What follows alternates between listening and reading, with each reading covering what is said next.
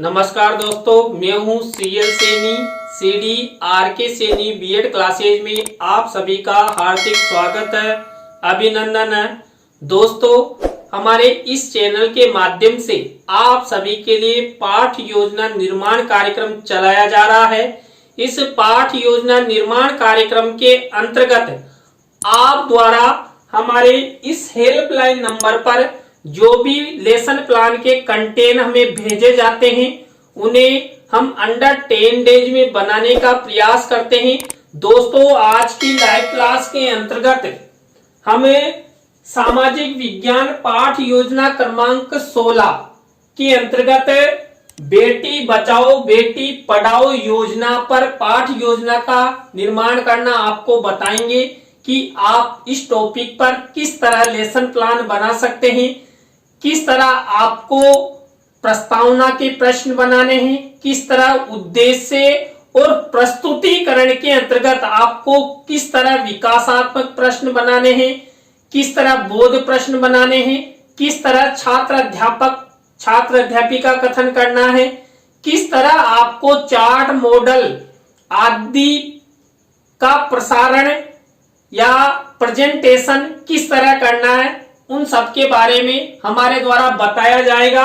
तो आप सब बने रहें हमारे साथ, हमारे इस चैनल के साथ। और दोस्तों, यदि आप हमारे इस चैनल पर पहली बार आए हैं तो हमारे इस चैनल को जरूर सब्सक्राइब करें। दोस्तों, जब हम सामाजिक विज्ञान की पाठ योजनाएं निर्मित करते हैं तो सबसे पहले श्यामपट्ट पूर्ति का निर्माण करते हैं, जिसके अंतर्गत हम विद्यालय का नाम, कक्षा, दिनांक, विषय, कालांश का समय और बीच सेंटर में हमारे मुख्य प्रकरण का नाम लिखते हैं।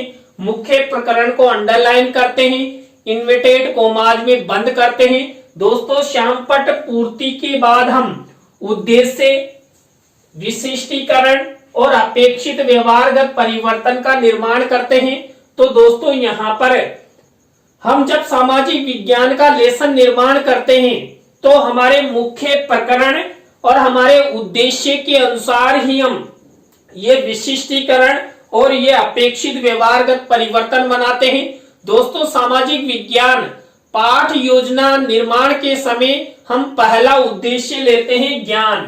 अब ज्ञान से रिलेटेड हम 1 से 2 विशिष्टीकरण और 2 से 3 अपेक्षित व्यवहारगत परिवर्तन बनाते हैं। इसी तरह दोस्तों, जो दूसरा उद्देश्य लेते हैं अवबोध, इस अवबोध उद्देश्य से रिलेटेड ये 1 से 2 विशिष्टीकरण और ये 2 से 3 अपेक्षित व्यवहारगत परिवर्तन हमारे द्वारा बनाए जाते हैं। आपको इस तरह ये पहला और दूसरा उद्देश्य लेना है। इसके बाद थर्ड नंबर का हमारा उद्देश्य होता है ज्ञानोपयोग। अब इस ज्ञानोपयोग उद्देश्य से रिलेटेड वही हम 1 से 2 विशिष्टीकरण और 2 से 3 अपेक्षित व्यवहारगत परिवर्तन बनाएंगे। इसी तरह दोस्तों, हम कौशल उद्देश्य से रिलेटेड ये 1 से 2 विशिष्टीकरण और 2 से 3 अपेक्षित व्यवहारगत परिवर्तन बनाएंगे।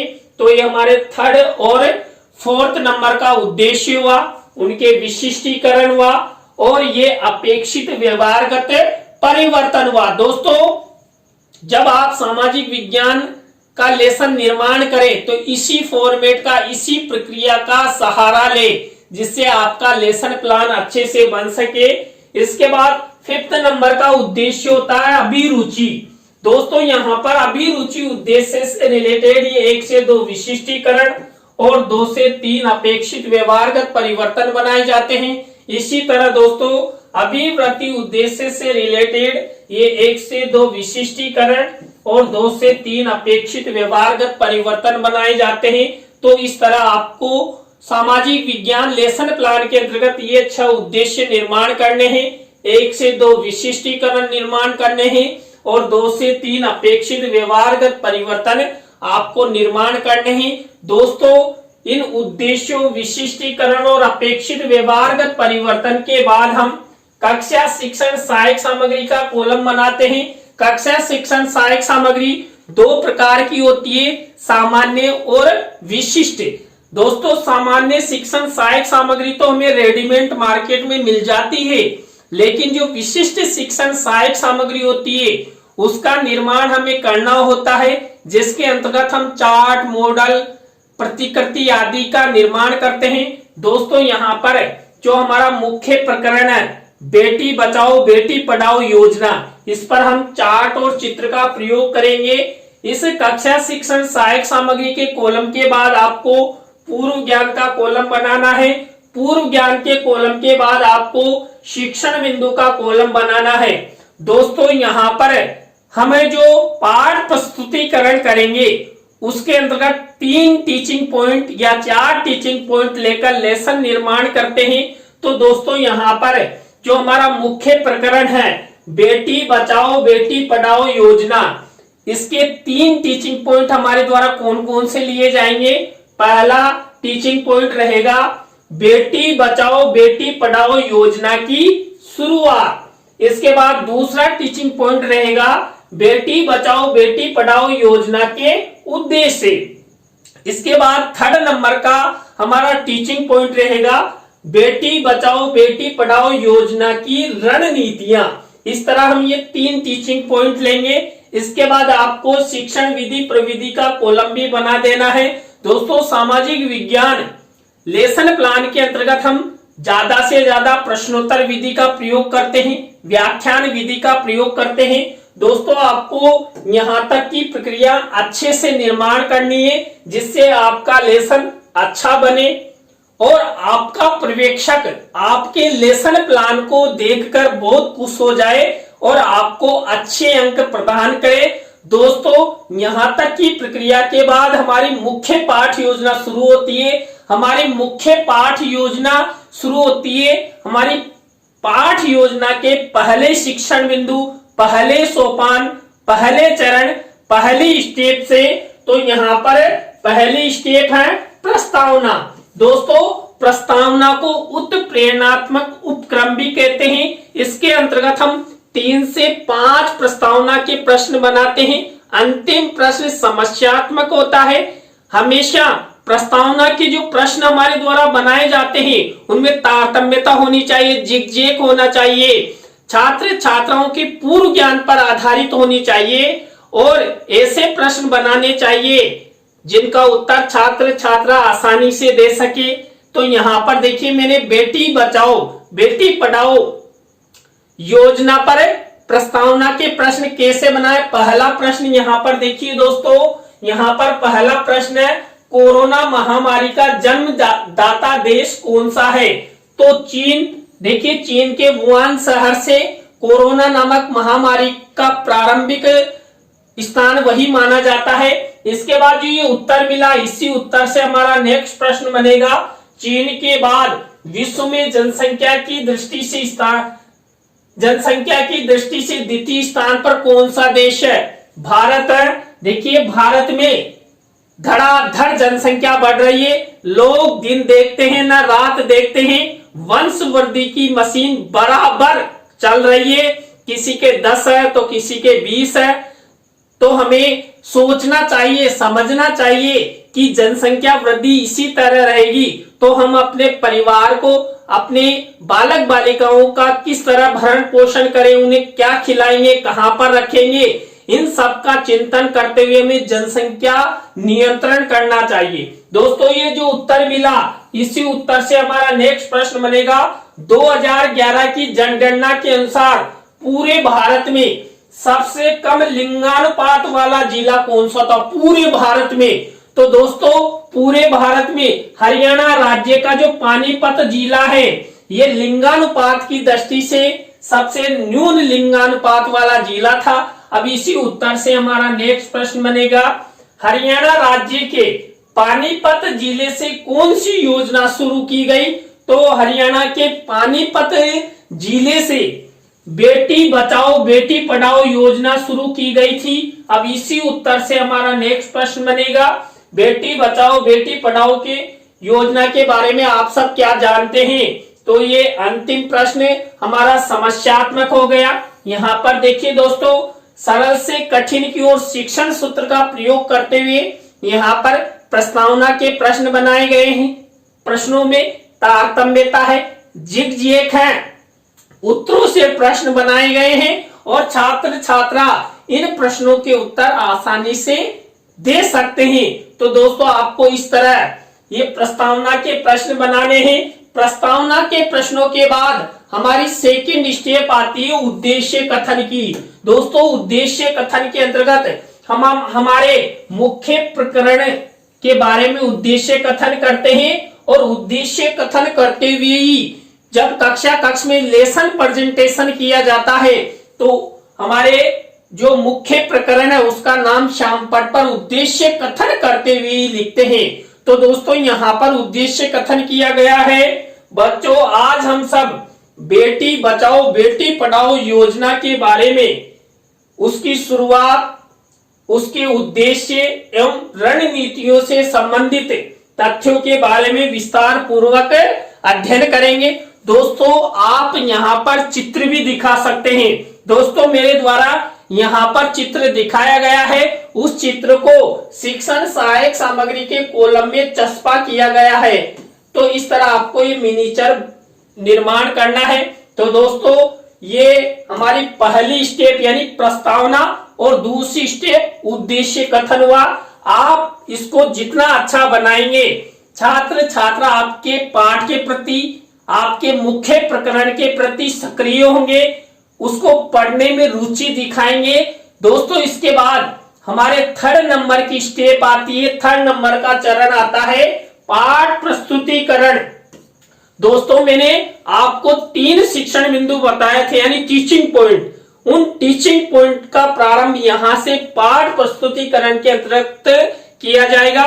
तो हमारा पहला टीचिंग पॉइंट है बेटी बचाओ बेटी पढ़ाओ योजना की शुरुआत। अब इसी से रिलेटेड हम क्या करेंगे, सबसे पहले विकासात्मक प्रश्न उत्तर बनाएंगे। हम 3 विकासात्मक प्रश्न उत्तर बनाते हैं। तो दोस्तों यहाँ पर इस टीचिंग पॉइंट से रिलेटेड ये 3 विकासात्मक प्रश्न उत्तर बनाए गए हैं। आपको भी इसी तरह विकासात्मक प्रश्न उत्तर बनाने हैं। इसके बाद इसी टीचिंग पॉइंट से रिलेटेड आपको क्या करना है, इसी टीचिंग पॉइंट से रिलेटेड आपको छात्र अध्यापक छात्र अध्यापिका कथन करना है। दोस्तों ये इस टीचिंग पॉइंट से रिलेटेड छात्र अध्यापक छात्र अध्यापिका कथन है। अब इसी टीचिंग पॉइंट से रिलेटेड क्या किया जाएगा, इस छात्र अध्यापक छात्र अध्यापिका कथन में से कोई ऐसे मुख्य शब्द है, सेंटेंस है या परिभाषाएं हैं जिनको हम श्यामपट्ट की सहायता से समझाना चाहते हैं। तो ऐसे शब्दों, ऐसे सेंटेंसों, ऐसी परिभाषाओं को यहाँ पर जो हमारी पाठ योजना का जो फॉर्मेट होता है, इसके फॉर्मेट के अंतर्गत हम श्यामपट्ट कार्य वाले कॉलम में इस तरह ब्लैक शीट का निर्माण करते हैं और सिल्वर कलर के पेन से ये शब्द लिख देते हैं। और दोस्तों यहाँ पर इस टीचिंग पॉइंट से रिलेटेड यदि आप कोई चित्र दिखाना चाहते हैं तो आपको शिक्षण सहायक सामग्री के कॉलम में इस तरह यहाँ पर मिनीचर लगाना है। दोस्तों मैंने भी यहाँ पर बेटी बचाओ बेटी पढ़ाओ योजना की शुरुआत इस पर यहाँ पर चित्र लगाया है। तो ये बेटी का चित्र है और आप सब इस बेटी को भी जानते हैं और आप सबको पता भी है इस गीताली बिटिया का एक खुद का YouTube चैनल भी है जहां पर ये उसके डांस के वीडियो, उसके डायलॉग के वीडियो डालती है। तो आप यदि इस बेटी के डांस या डायलॉग भी सुनना चाहते हैं, देखना चाहते हैं तो आप मामा भांजी इस नाम से चैनल है, तो आप इस बेटी के चैनल पर जाएं और जरूर देखें। तो दोस्तों ये यहाँ तक इस तरह आपको बेटी बचाओ बेटी पढ़ाओ योजना की शुरुआत इस टीचिंग पॉइंट से रिलेटेड ये कार्य करना है। अब आपको इसी टीचिंग पॉइंट से रिलेटेड क्या करना है, आपको इसी टीचिंग पॉइंट से रिलेटेड बोध प्रश्न उत्तर बनाने हैं। दोस्तों हम 3 से 5 बोध प्रश्न उत्तर बनाते हैं। जितनी विषय वस्तु हम छात्र अध्यापक छात्र अध्यापिका कथन में लेते हैं ना, उसी के आधार पर बोध प्रश्न उत्तर बनाए जाते हैं। तो मेरे द्वारा 4 बोध प्रश्न उत्तर बनाए गए हैं। दोस्तों न्यूनतम 3 बोध प्रश्न उत्तर बनाना कंपलसरी होता है। तो ये इस तरह हमारा पहला टीचिंग पॉइंट कंप्लीट हो चुका है।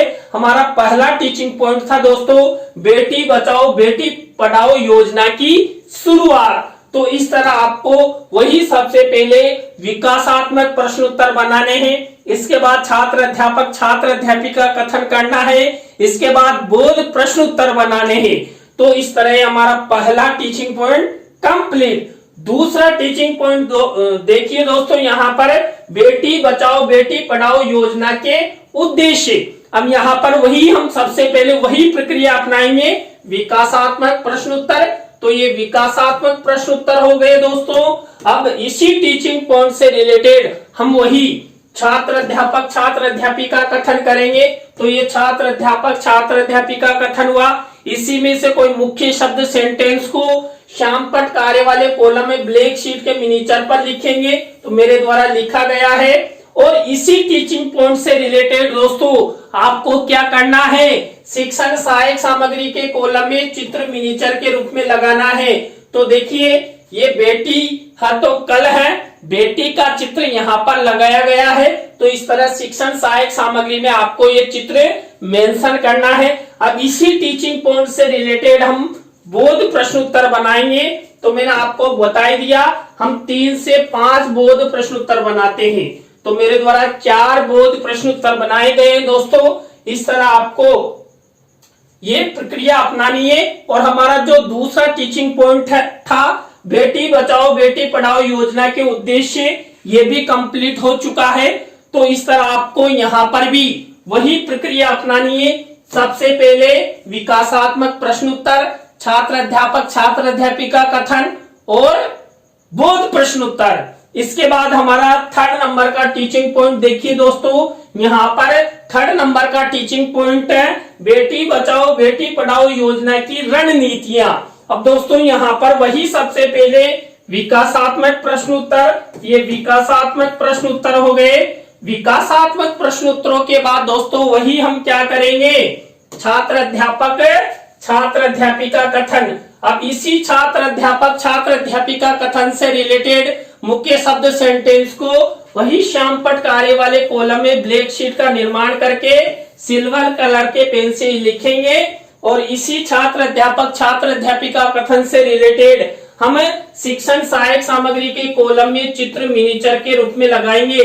अब दोस्तों यहाँ पर हमने 3 टीचिंग पॉइंट लिए थे, तीनों में चार्ट का प्रयोग किया गया है, तीनों में चित्र का प्रयोग किया गया है। तो इस तरह आपको ये छात्र अध्यापक छात्र अध्यापिका कथन करना है। अब इसी टीचिंग पॉइंट से रिलेटेड आपको बोध प्रश्न उत्तर बनाने हैं। दोस्तों ये बोध प्रश्न उत्तर है, इससे रिलेटेड बेटी बचाओ बेटी पढ़ाओ योजना की रणनीतियों से रिलेटेड। तो दोस्तों यहाँ तक हमारे तीनों टीचिंग पॉइंट कंप्लीट हो चुके हैं। आप कोई सा भी सामाजिक विज्ञान का टॉपिक लें और इस तरह 3 टीचिंग पॉइंट लेते हुए सबसे पहले विकासात्मक प्रश्न उत्तर, छात्र अध्यापक छात्र अध्यापिका कथन और बोध प्रश्न उत्तरों का निर्माण करते इस तरह लेसन प्रेजेंटेशन का निर्माण आप कर सकते हैं। दोस्तों इसके बाद हमारी नेक्स्ट स्टेप होती है पुनरावृत्ति प्रश्न उत्तरों की। देखिए पुनरावृत्ति प्रश्न उत्तर यहाँ पर हमें जो 3 टीचिंग पॉइंट लेते हैं या 4 टीचिंग पॉइंट लेते हैं उसी से रिलेटेड होते हैं। तो उनमें से मैंने ये 5 पुनरावृत्ति प्रश्न उत्तर बनाए हैं। तो इस तरह आपको ये पुनरावृत्ति प्रश्न उत्तर बनाने हैं। इसके बाद हमारी नेक्स्ट स्टेप आती है मूल्यांकन प्रश्नों की। दोस्तों यहाँ पर हम 3 तरह के प्रश्न उत्तर लेते हैं। तो यहाँ पर पहला प्रश्न, दूसरा प्रश्न और 3rd नंबर का प्रश्न। यानी पहला प्रश्न है वस्तुनिष्ठ प्रश्न, दूसरा प्रश्न लिया जाता है रिक्त स्थानों से रिलेटेड या सत्य असत्य से रिलेटेड। इसके बाद 3rd नंबर का जो प्रश्न लिया जाता है ये लघुत्रात्मक अति लघुत्रात्मक से रिलेटेड होता है। इस तरह हम यहाँ पर 2-2 प्रश्न उत्तर लेते हुए 6 प्रश्नों का निर्माण करते हैं। और दोस्तों जब आप अपनी दैनिक पाठ योजना डायरी में इस लेसन का निर्माण करते हैं तो आपको इस तरह ब्लैक शीट का निर्माण करना है और सिल्वर कलर के पेन से ये मूल्यांकन प्रश्न लिखना है। तो दोस्तों ये मूल्यांकन प्रश्न हुए। मूल्यांकन प्रश्नों के बाद हमारी नेक्स्ट स्टेप आती है गृह कार्य की। दोस्तों यहाँ पर गृह कार्य के अंतर्गत हम छात्र छात्राओं के लेखन कौशल के विकास हेतु एक निबंधात्मक प्रश्न दे देते हैं। तो इस तरह आपको ये श्याम पटकारे वाले कॉलम में ब्लैक शीट का निर्माण करना है और सिल्वर कलर के पेन से ये होमवर्क का क्वेश्चंस लिख देना है। तो दोस्तों आज की लाइव क्लास के अंतर्गत हमने सामाजिक विज्ञान पाठ योजना क्रमांक 16 के अंतर्गत बेटी बचाओ बेटी पढ़ाओ योजना पर आपको लेसन प्लान निर्माण करना बताया। आज का लेसन प्लान आपको कैसा लगा, आज की लाइव क्लास आपको कैसी लगी? और दोस्तों आज मैंने आपको मेरा एक डायलॉग जो बहुत प्रसिद्ध है वो नहीं सुनाया, बादाम वाला, कल सुनाएंगे। आप जरूर कल भी हमारी लाइव क्लास से जुड़ना। तो आज के लिए बस इतना ही। आप सबको बहुत बहुत धन्यवाद। आप सब हमारी लाइव क्लास के अंत तक जुड़े रहे हैं। और देखिए मैं बीच में आपके कमेंट्सों का उत्तर नहीं देता, इसके लिए मैं समय याचना चाहता हूं। हमारी संडे को लाइव क्लास होती है, उसमें आपके सभी जो भी आपकी शंकाएं हैं, जो भी आप कंटेंट बनवाना चाहते हैं, उन सबके बारे में हम चर्चा करते हैं। और दोस्तों यदि आप खुद का कंटेंट बनवाना चाहते हैं तो हमारे हेल्पलाइन नंबर पर जरूर संपर्क करें। हेल्पलाइन नंबर पर आप संपर्क करेंगे तभी आपका लेसन प्लान बनेगा, नहीं तो नहीं बनेगा। तो दोस्तों आज के लिए बस इतना ही। जय हिंद, जय भारत, राम राम सा।